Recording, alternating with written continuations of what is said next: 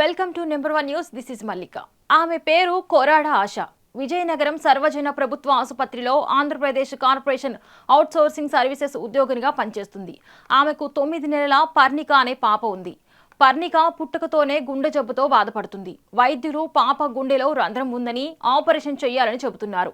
అయితే తన జీతం కేవలం 13,000 రూపాయలని, పాప వైద్య ఖర్చులు తాను భరించలేనని, ప్రభుత్వం తమను ఆదుకోవాలని కోరుతూ ఉప ముఖ్యమంత్రి పవన్ కళ్యాణ్, ముఖ్యమంత్రి చంద్రబాబుకు ఆశ విజ్ఞప్తి చేస్తున్నారు. సార్ నేను మహారాజా హాస్పిటల్లోని చేస్తాను సార్. డ్యూటీ మార్చరీ అటెండెంట్గా చేస్తున్నాను. నా పేరు కోరాడ ఆశ సార్. నాది విజయనగరం. జనవరి గ్రీవెన్స్కి రావడానికి కారణం ఉంది సార్.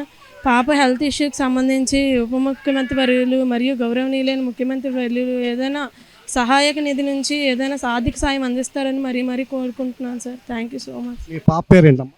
సిహెచ్ పర్ణిక. 9 నెలలు సార్. సార్ పాపకి హెల్త్ ఇష్యూస్ ఉన్నాయి సార్.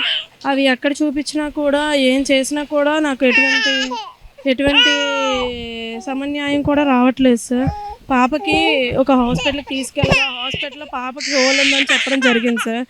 దానికి అయ్యే ఖర్చు నేను భరించలేదు సార్. నాకు అంత ఆర్థిక స్తోమత లేదు నా దగ్గర.